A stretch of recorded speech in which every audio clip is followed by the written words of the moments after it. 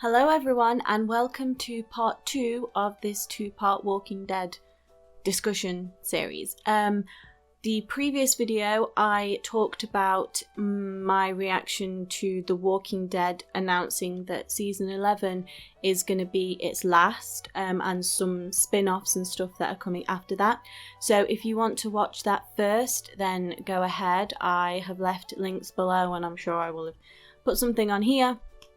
But part 2 of this video is going to be, as some of you will see and know, I stopped watching the show after season 9, episode 4. So it's the episode before Rick leaves, so he's still in it in episode 5.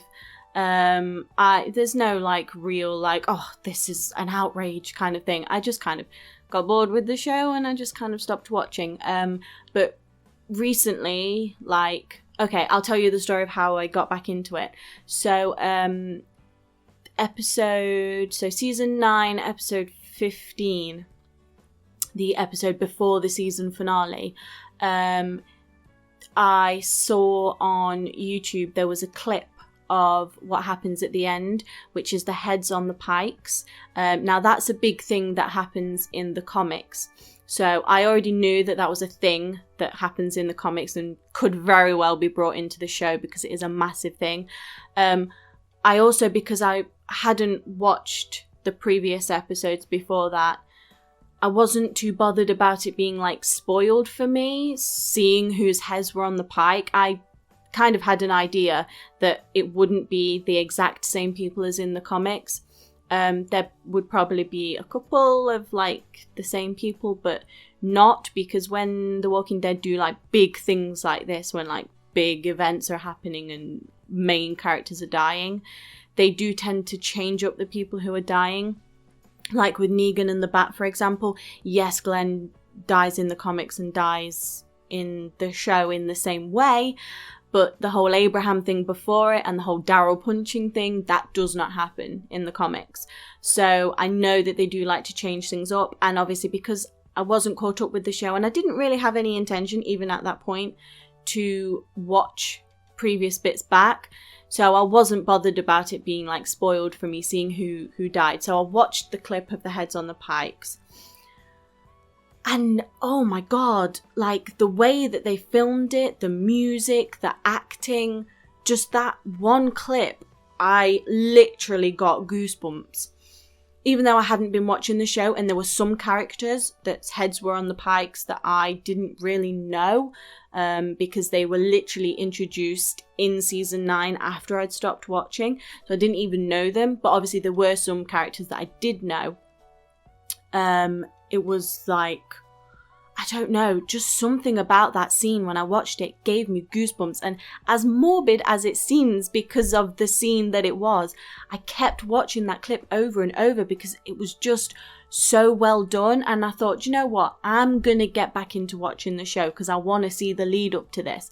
I know who Alpha is, I know who the Whisperers are from reading the comics. I just want to see how they get to this point in the TV show.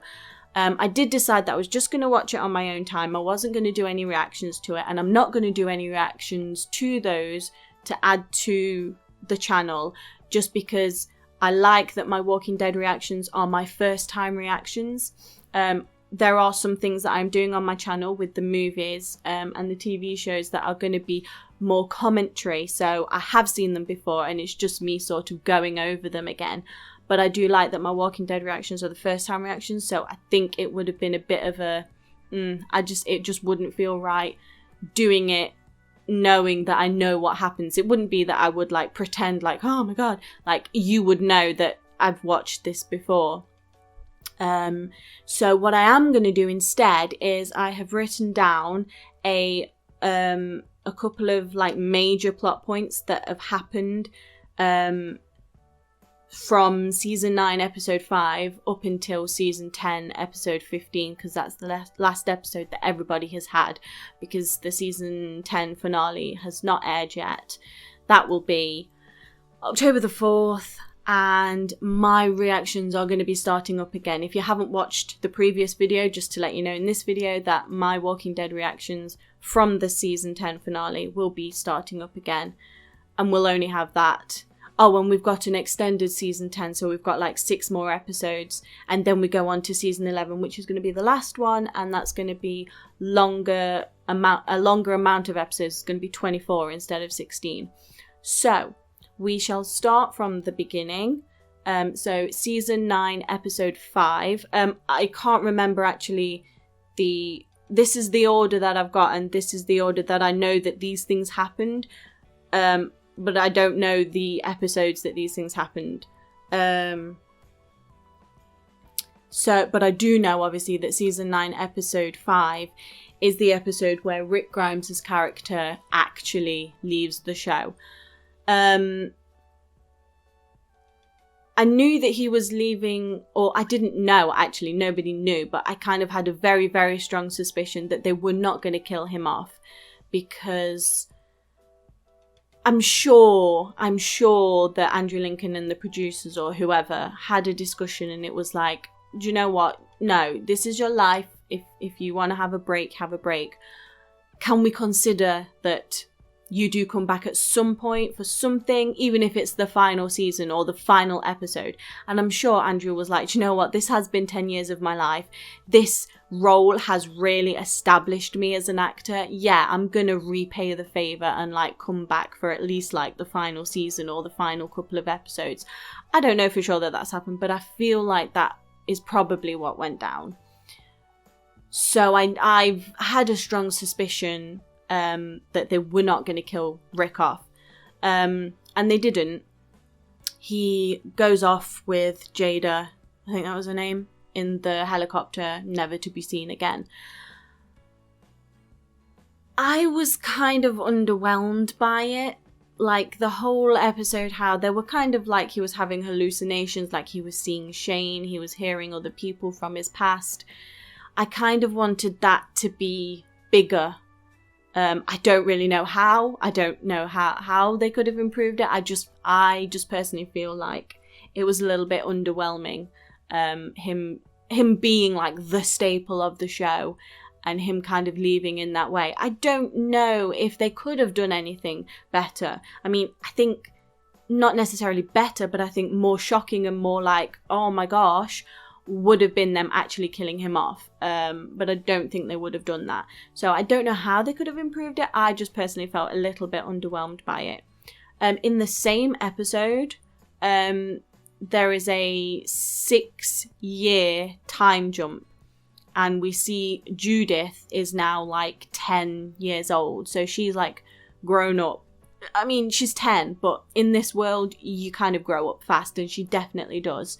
And she finds the group. So there's Luke, Magna, Connie, Angel. I can't remember the other person's name. But she finds them, and obviously their characters, some of those characters are in the comics, and they sort of establish themselves as main characters in the comics. I think the time jump was necessary to really dig into not only the characters but the viewers as well. That it's been 6 years and Rick is not back. Clearly, like, that's it for him, at least for the foreseeable future. It's been 6 years. There is no more Rick Grimes that the characters believe of. So I do think that the 6-year time jump was necessary to establish that with Rick, and it really brought home the fact that, yeah, he's gone. He might not be dead, but he's definitely gone. So the next big thing that happened was the Whisperers were introduced, and the way that they were introduced was in a graveyard, I think, at night, and Jesus is killed by them. It was definitely a shock that it was Jesus, because I kind of felt like he had more story to be given to him and to be told. I had heard that the actor Tom Payne, who played Jesus, was a little bit frustrated that Jesus wasn't really getting like any like main storylines, or he was just kind of fading into the background kind of thing. So if he wanted to like really go out that way, and he wanted to be the one who sort of introduces the Whisperers with his death, then it's a pretty cool thing for his character and him as an actor to be remembered by. So more power to him if like that was how he felt. I was surprised that it was Jesus. I did kind of feel like there could have been more story for him to be told, and it didn't really happen, so that's probably why it was decided that he was going to be the one to be killed. And it was a good way to introduce the Whisperers to the show. So in the comics, Lydia and Carl are the couple. So Lydia is with Carl. Obviously, in the TV show, we don't have Carl anymore, so they decided to keep the relationship kind of thing, but they switched it to Henry, who is now Carol and Ezekiel's adopted son. The relationship in the TV show is a lot more, I don't know if realistic is the right word, I guess. Basically, Lydia is very, very weird in the comics. She asks Carl to take his like eye patch, bandage, whatever off so that she can see the hole in his eye. And she, in the comics, obviously because it's Carl, she licks it. Yeah, she's very weird. She's very weird. Obviously in the show they can't do that, and I think they definitely didn't want to portray her like that. They wanted her to be more a little bit more normal than that. So her and Henry's relationship is that kind of typical teen kind of romance thing that you see in movies. Then obviously there's the other teenagers that are around that kind of bully her and call her like names and think that she's weird, which is fair enough because she and her mother and their clan go around with walkers' faces, walkers' masks on them. So yeah, that's not the most normal thing that you see even in an apocalypse. So yeah, I get that they're like, oh, she's weird. She is a little weird. She's not as weird as in the comics though. And I'm glad they didn't take her down that route. I'm glad that they made her more of like a person who like is conflicted. Like that is her mother, but that is also this murderous, weird alpha woman. And she is definitely conflicted between staying with her because it's her mum and she loves her, but Alpha's just kind of shut off her self, her humaneness, and doesn't really even consider Lydia as a daughter anymore. There are moments within the show where you can kind of see like she does love Lydia, she really does, but she doesn't want to let on because she's the alpha and she has to be like, oh, I have no emotion.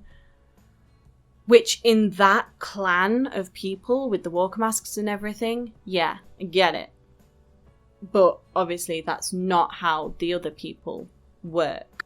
So I can't remember exactly what happens here. But Negan saves Lydia from some people and they want to scare her. They say they just wanted to scare her. And they basically like surround her in the middle of the night. She trips over and they're like looming on her, and then all of a sudden Negan appears and he scares them, and he accidentally kills one of them.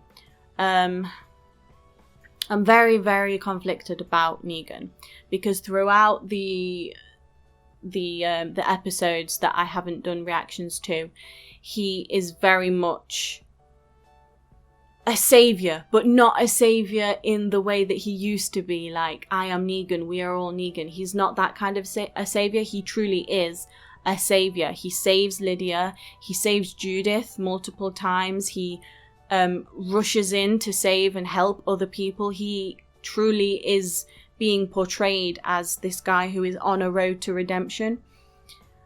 And in the comics, I was a little bit more inclined to be sort of on board with that. And I definitely find like a lot of the lines that he says in the comics like very, very funny.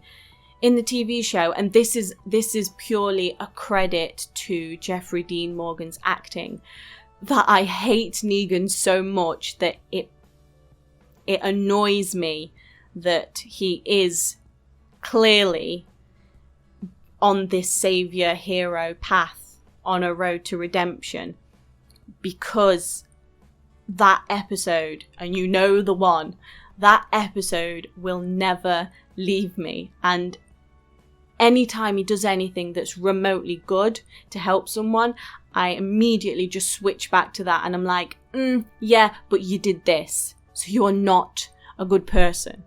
So it's going to be interesting to see how they play that out for the rest of the season and for the final season as well. But it does annoy me that he is on this road to redemption, and I can clearly see that this is the way that they want the character to go. They want you to start liking him, and I'm just like, I'm thinking about that episode. You can't do it. You can't make me like him. So then obviously the next big thing that happens, that is the thing that got me back into watching the show, is the heads on the pikes. So in the comics, and again, the comics have been out for like 20 odd years, so this particular thing happened like years and years ago in the comics. So this is kind of a spoiler for those who haven't read the comics, but there are two heads on the pikes that are in the comics that are like main characters. That is Ezekiel and Rosita. And Rosita at the time was pregnant.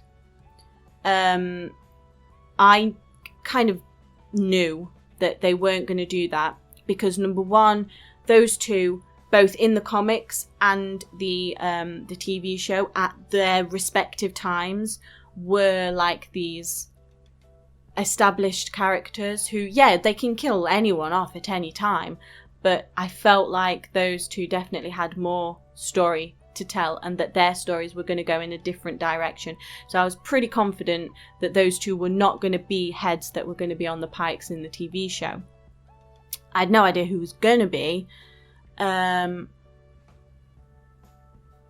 Enid, obviously they go down the line, is there's the highwaymen, which obviously, as I say, I didn't really know them, and I've only sort of seen the episodes that they were in like once. And then the two teenagers who were sort of like not nice to Lydia and Henry. No, they don't deserve to die and have their heads cut off and stuck on a pike, but I didn't feel like an overwhelming sense of sadness and emotion for them. Tammy Rose, she was one of those characters where I was like, I just want to punch you. 'Cause she was annoying with her views, but, you know, didn't deserve to die like that. None of them deserved to die like that, but the first one along the line that really, really shocked me was Enid. She was obviously getting into a new kind of relationship. After losing Carl, she started getting into a new relationship with the guy who used to be a savior, who I believe has truly like turned good. I don't think he was ever really bad. I think he was kind of with the saviors more to survive. So that was shocking.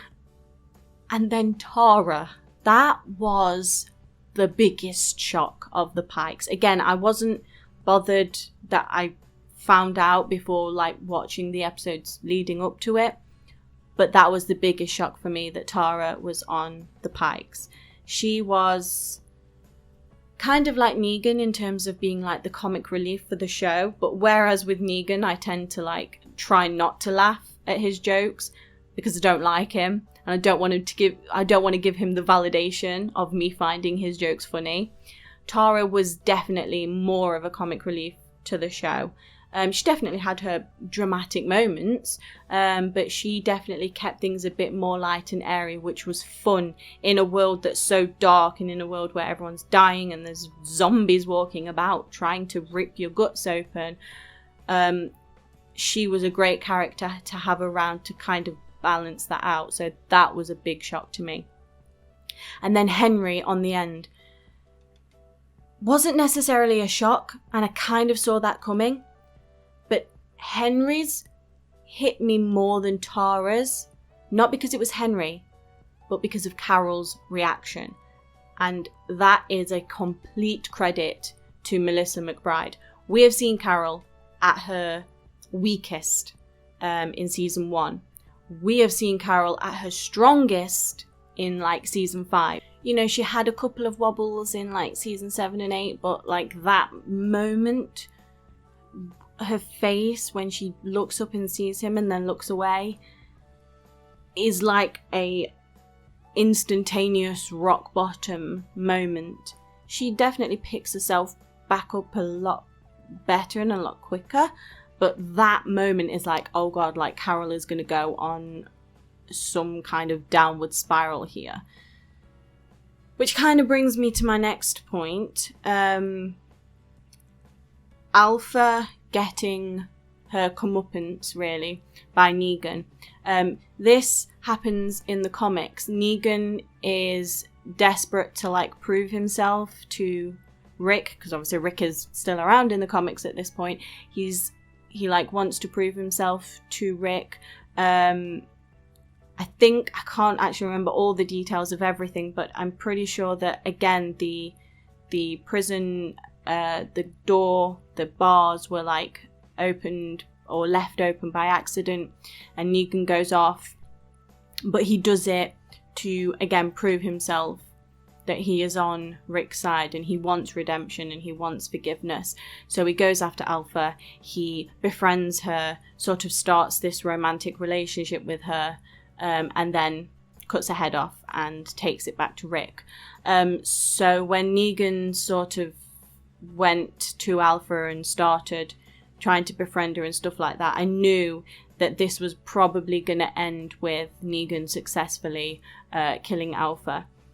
What I didn't expect, because it obviously clearly doesn't happen in the comics, is for Negan to present the head to somebody, and for that somebody to be Carol.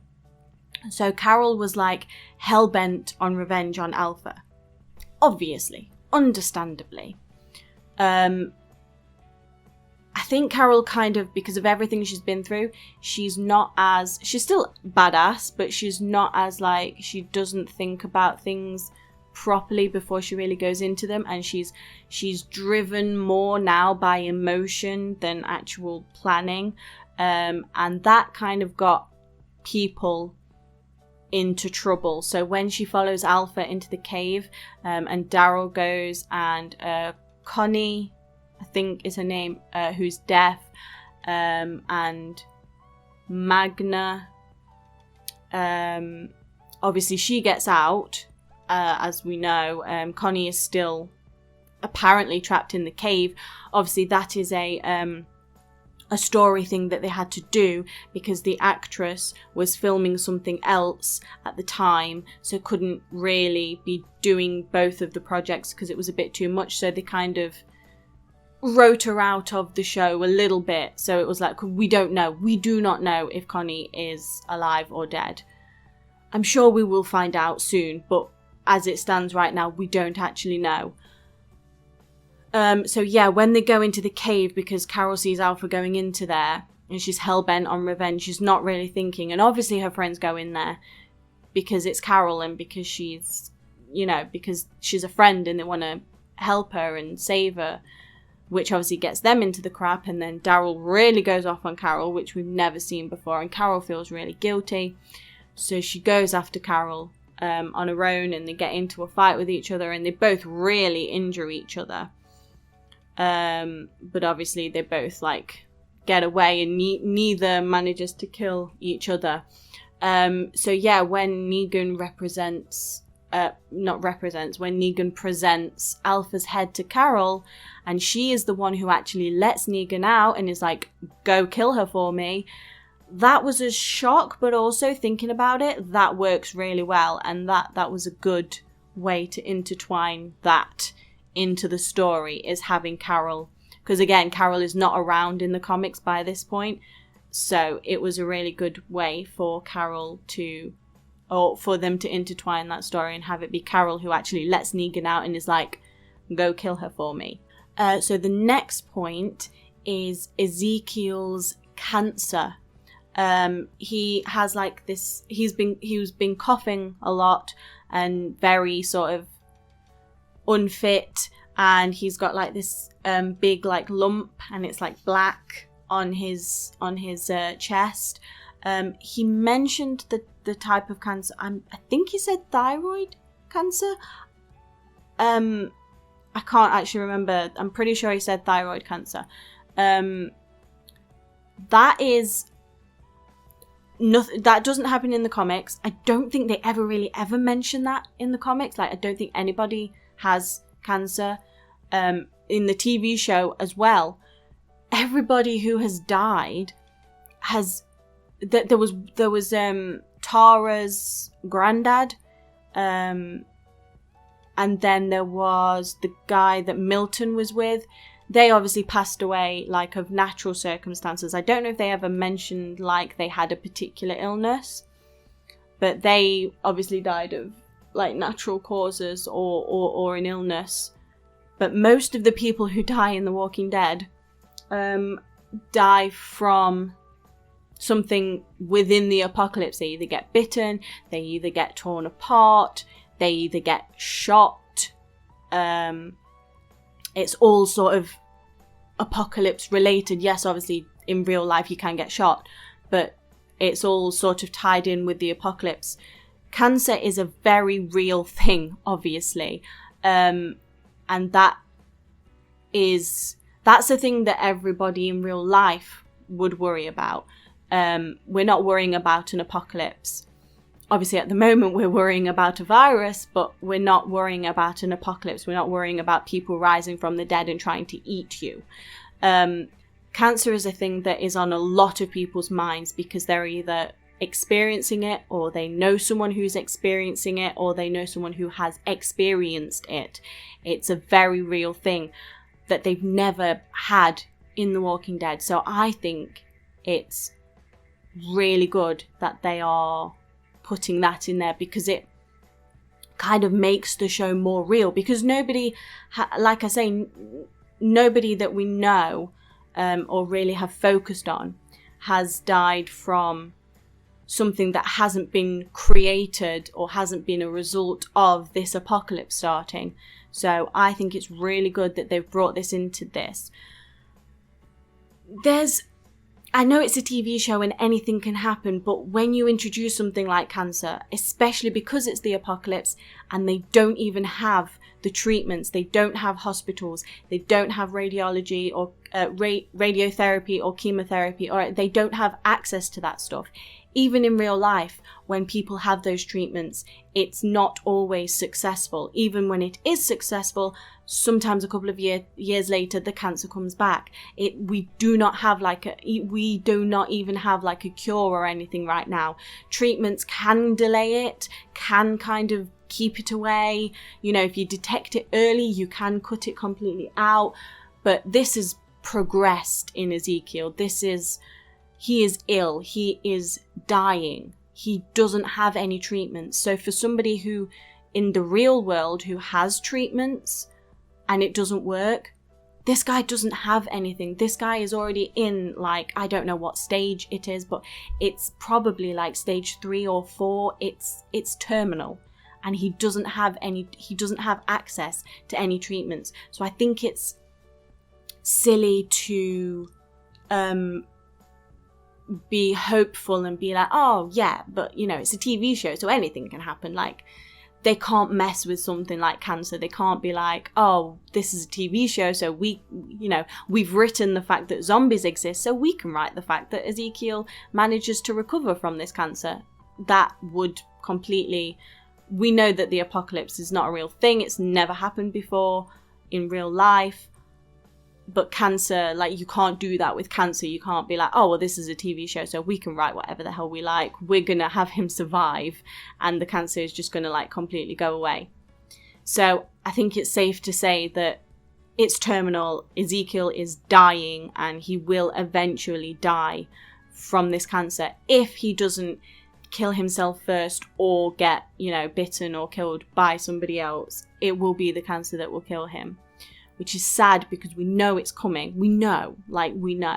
But I think it's really good that they have actually introduced that, because it really brings home the realness of the show. Like, yes, the zombies and the apocalypse is not a real thing that we've ever experienced in life.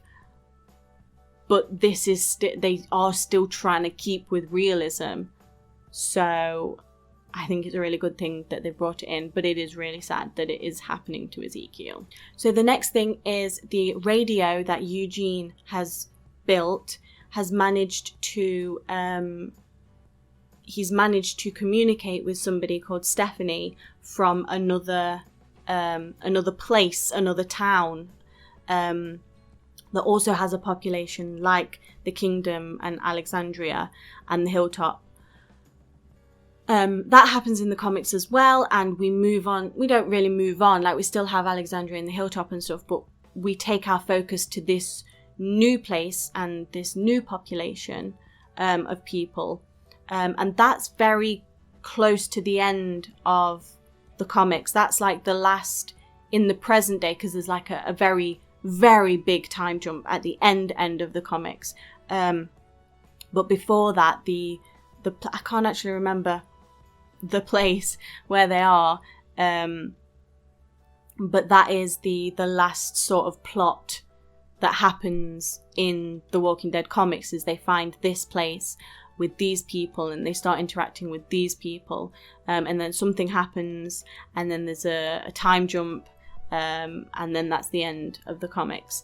So that, obviously, when they started doing that, unless they started getting really high ratings and were like, yeah, we're going to have this show go on forever, and they were going to obviously have to make new storylines, because when Stephanie came on the radio, it was like, to me, that was a sign where it's like, okay, the show, if they are sensible, is starting to wrap up now, because that is the last place that their characters go in the comics before the big time jump where there's like several little scenes, and then it is the end of the show. So this signals to me that if they're going to do it the way that I think they should, that the TV show is now coming to an end. I don't really have much to say about Stephanie or anything, just like I can see that they're moving the plot towards like they do in the comics, and that to me signals that it is coming to an end, the show. And then in the last, 2 or 3 episodes that we've had of The Walking Dead, they have introduced a character that is in the comics, Princess. So the comics have been running for 20 odd years. I think they first came out in 2003. But because they've been going for so long, they only just recently ended. I think it was 2018 when Princess's character came along. Maybe it was even 2019. So she is a very new, recent character to the end of the comics. And she is crazy. They got her character. And I know that the comics, obviously, it's just written. It's not animated or anything like that.